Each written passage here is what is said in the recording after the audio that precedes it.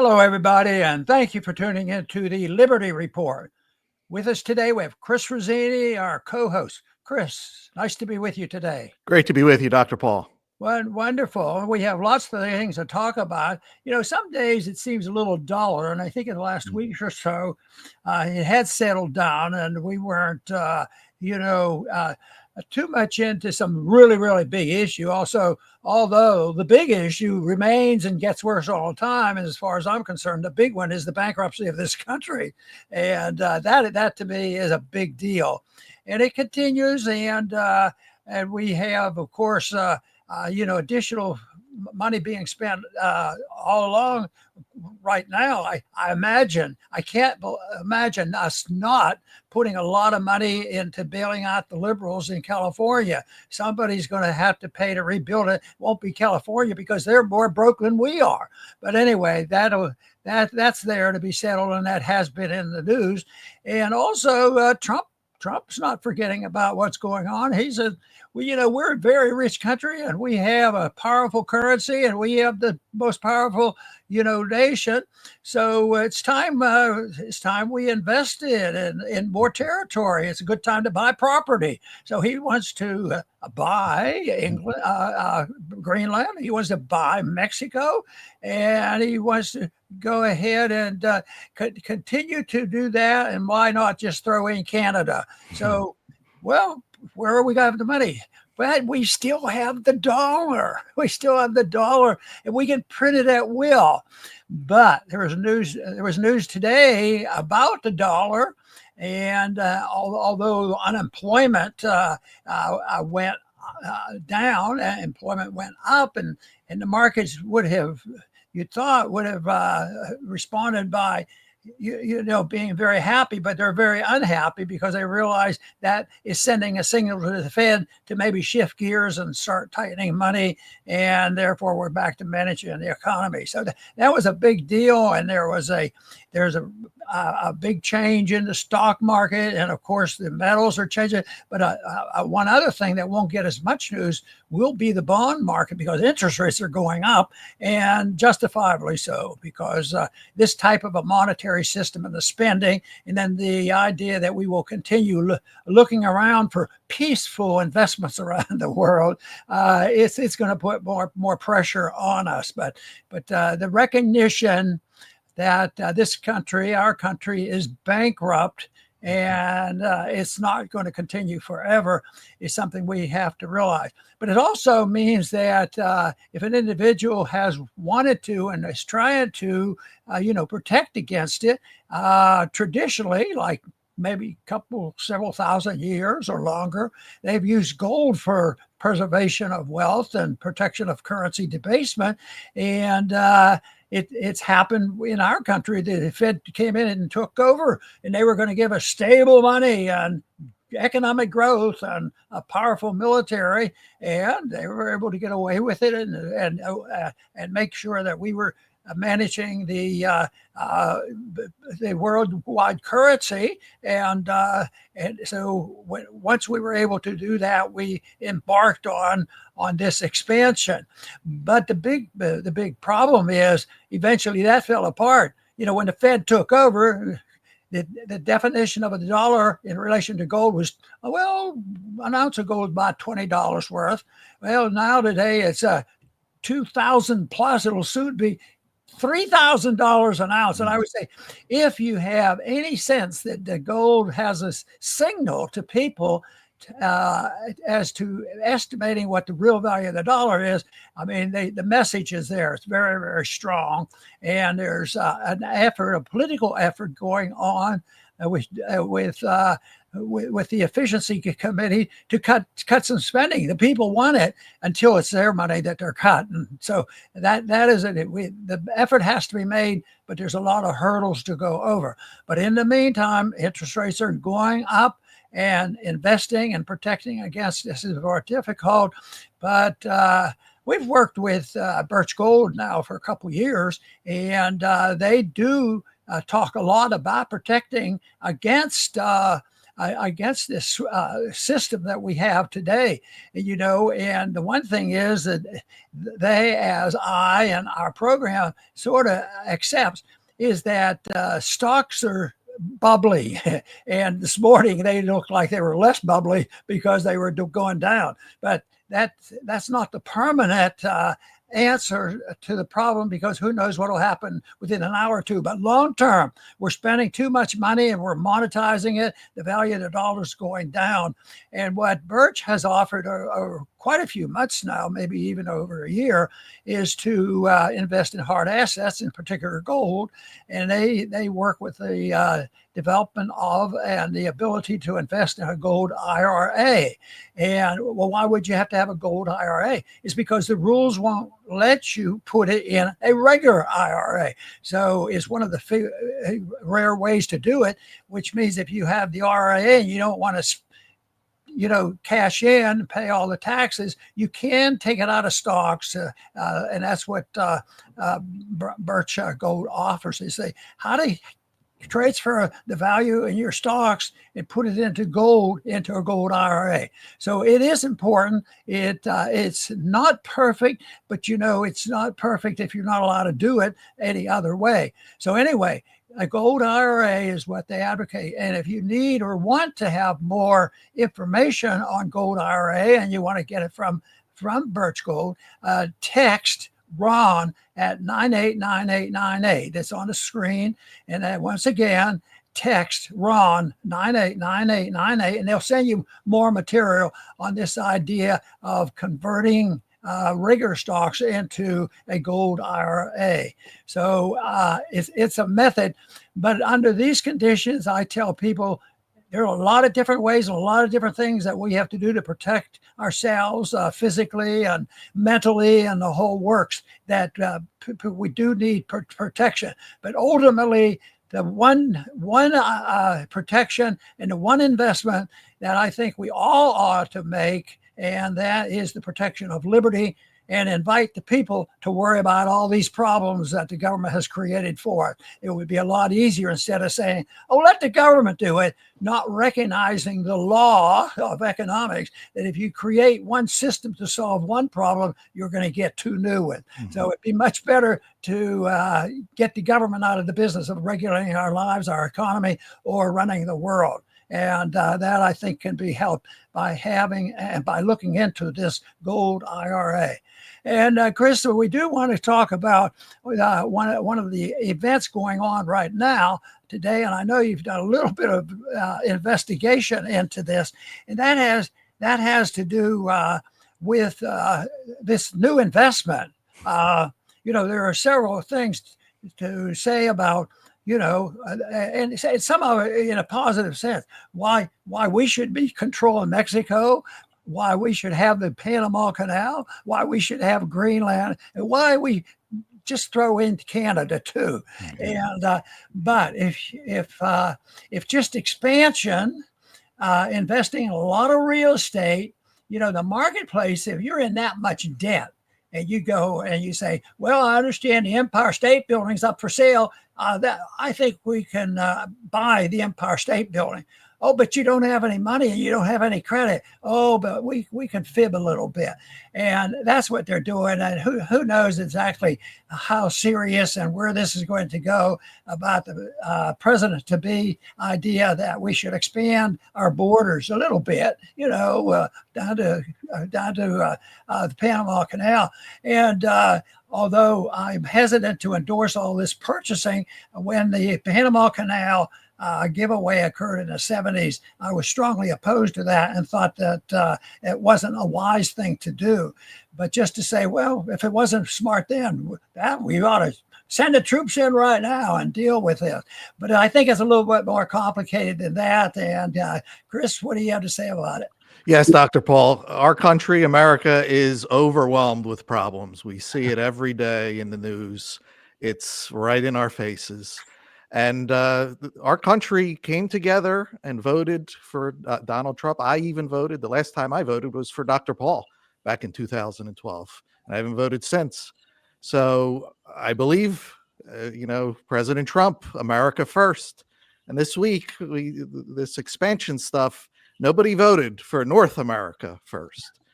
Canadians are not Americans. Greenlanders are not Americans. God bless them, but we have problems here, as Dr. Paul has pointed out. We want our own border to actually be a border, to exist. No one wants, expansion of our border in every which way. That was not what President Trump campaigned on. And as Dr. Paul pointed out, we are not in a position of strength to go and promise that we're going to take care of anyone else. We're $36 trillion in debt. Our money flows to foreign nations, Ukraine, Israel, Taiwan. We can't even keep our money for ourselves. Meanwhile, when a hurricane hits, the people here suffer. Look at North Carolina. Look at California. We can't even get water to come out of fire hydrants. And we're going to go take care of Canada and Greenland. If I was a Canadian and a Greenlander, I'd be like, thanks, guys, but no thanks. You guys have plenty on your plate. Go fix your own business before you want to expand here. So I hope this turns into nothing because this is not what America voted for. Well, the expansion idea is a tricky thing to deal with because in some ways a truly libertarian society would look for expansion because they claim that when they want to badmouth libertarianism, they say that you're isolationist. You don't want to do anything with the world. Well, the world's a mess as a consequence of all this interference and bankruptcy, and here this tremendous increase in responsibility for us to think about taking over these lands is something else. But a libertarian is going to think of expanding relationships with the world voluntarily, getting people to do it on their own, talking other countries into understanding what free trade is all about and what they can do. And free trade invites people to go back and forth in finding the best way for people to get along, rather than saying, well, we'll take it over and we'll tell you what to do and we'll put you on the tax roll and we're going to bail out your people and we're going to provide national defense for you, and on and on. But trade, I think, would bring people together. Trade, and of course, that means that travel and the getting along with other people would be much more open. That doesn't mean that you ignore the dangers, but some of the dangers we have are artificially created by overexuberance of our governments, putting on sanctions and doing all these things and threatening people. And that's that is not a sign of friendship. So I think if you have trade, it has to come along with a real effort to have friendship. In the past, it was more like that. Right now, people wouldn't quite understand it. But I always assume that the borders between the United States and Canada is pretty good. I've lived on both borders, Mexican border and the Canadian border, and it was sure a lot easier to go over the border in Canada. One time I wanted to go to when I was in high school, I wanted to go to a fair up in Toronto, and I didn't have a vehicle, so I found a couple other friends. We were in Pittsburgh, so we rode our bikes up to Toronto, and I can remember crossing the border, and it was no big deal. It was like going down the street. So we were in another country that easily. But I think there has to be friendship, and there has to be trade, and there has to be an effort made, and people have to have a little bit better understanding of economic policy and not get in this mode of protectionism and militarism and telling people how they must happen, or saying that the whole thing is necessary to have one single currency that is going to operate, and it will be protected by military might. That eventually runs out of steam. I'm afraid we're running out of steam, and economically and security-wise, I think is a danger to our country. That's right, Dr. Paul. And we need to go in the other direction. We need to decentralize power, not further centralize it.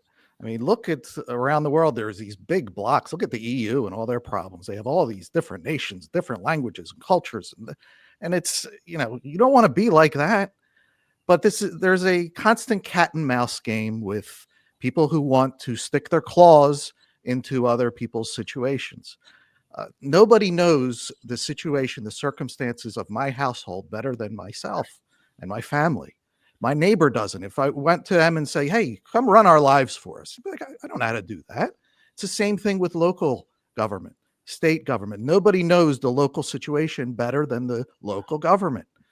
But there's always this outside push of people wanting to get their claws into your business. And we saw a little taste of what it looks like, globalism, with COVID, the COVID tyranny. You had this one guy, Fauci, who's dictating everybody and all these experts. And instead of problems being localized, handling with the circumstances of the local situation, you have it coming from who knows where, and the entire globe suffers as a result. That's what a globalism looks like. The entire world has to suffer. Nobody has their own sovereignty and autonomy. You have to take your directions from some experts out there. I mean, what a disaster. What a disastrous way to live. But this has been going on since the beginning of time.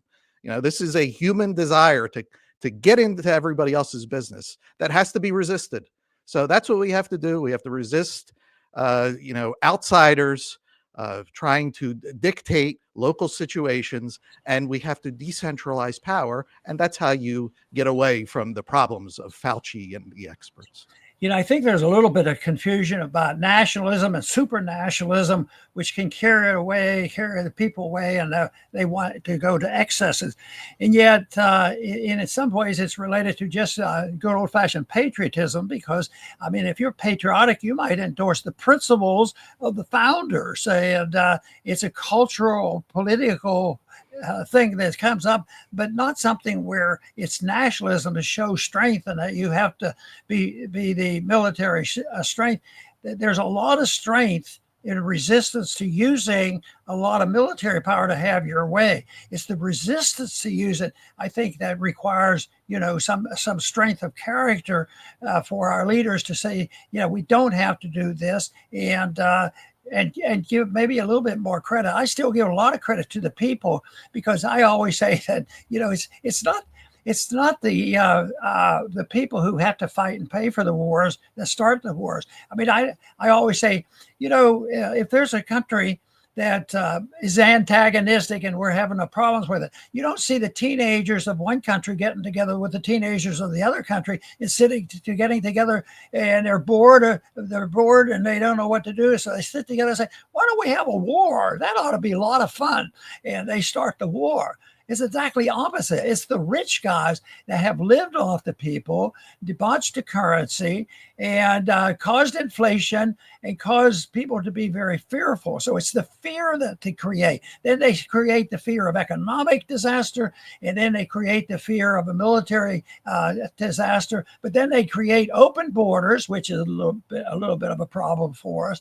And then they have to build up the fear mongering of what these countries are doing, instead of promoting any effort whatsoever, because even those countries that are considered 1,000% enemies of the people, you can't talk to them. Over the years, conditions have changed, but that doesn't mean you're careless and you just do whatever they want and succumb to it and sell out the country. I think what we've been doing is we've been selling out our country by going along with trying to manage and take care of and finance the world at the expense of the middle class and the poor in this country. So I think the economic policies have a lot to do with finding an answer to our problems that we face today. Very good, Dr. Paul. I'll finish up my closing thoughts. I am rooting for President Trump. Like I said, I haven't voted since Dr. Paul ran. I voted. I got out there and did it, even though I'm not a big fan of the whole thing, because this is a great opportunity to reverse the damage that has been done to our nation. I don't believe that President Trump wants any more wars. I believe that he knows that wars have destroyed us. It's bankrupted us. We've gained absolutely nothing from all of these decades of war. And, I believe that he loves America. I really do. But he has to do what he campaigned on. That's what we all voted for. We're used to being lied to as Americans, used to it, both sides, both parties.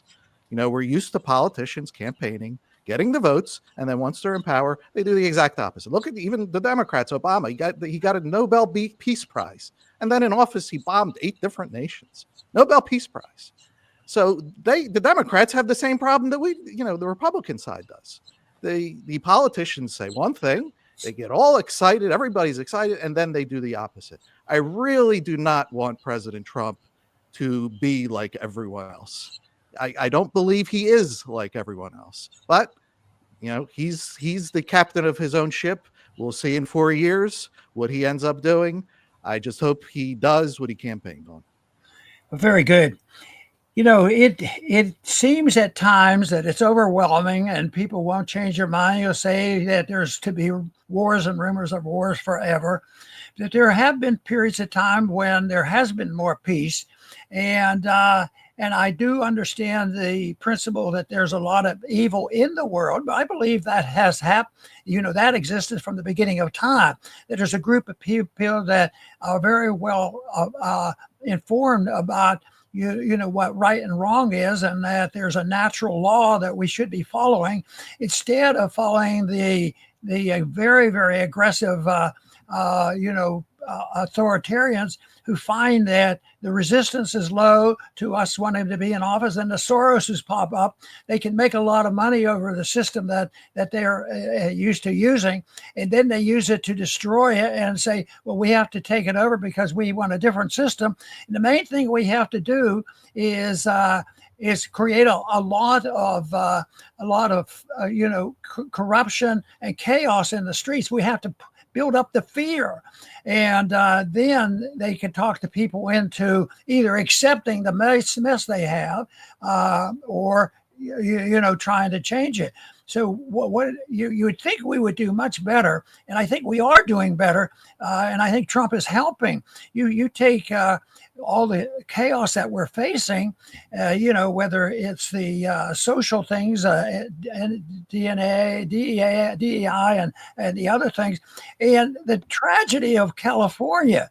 You would think, what are we doing? And what are they doing? And yet it keeps going on and on. But I keep saying it's all positive because it'll wake up a few more people, because it's a disaster on following the policy of left-wing authoritarianism and not even considering any respect whatsoever for those who throughout history have looked toward a natural law where you very easily can figure out that most people don't like others who lie, cheat, and steal and kill, because by nature they're not interested in that. And I keep thinking that if I looked at all the people I've ever met or crossed paths with, I've never met people who argue this. I think most people recognize that there is a higher law of decency, but when our guard is let down, then those people who want to increase their nationalistic spirit and increase their increase their territory and have their empire, they get away with it. But it's complacency that we have, and that's what I hope we can contribute to with the Liberty Report, is call attention to this, because prevention is a much better thing than working for a cure, because working for a cure, whether it's medical or whether it's social, is a lot more difficult and complicated than it is to try to prevent it. I think preventing wars, and Trump has said this, I hope we hold his feet to the fire, that prevention of war and stopping wars is one of his goals, and that should be the goal. And I think people respond to that. Even the people who have in the past run for president and had definite differences on this opinion, they used our language. They would use the language. Well, we shouldn't be the policemen of the world, and we should help people and have trade. And yet they had no intention of doing that.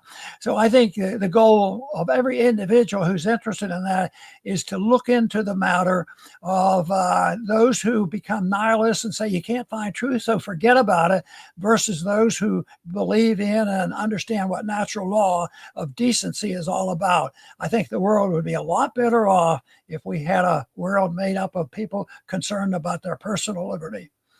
want to thank everybody for tuning in today to the Liberty Report. Please come back soon.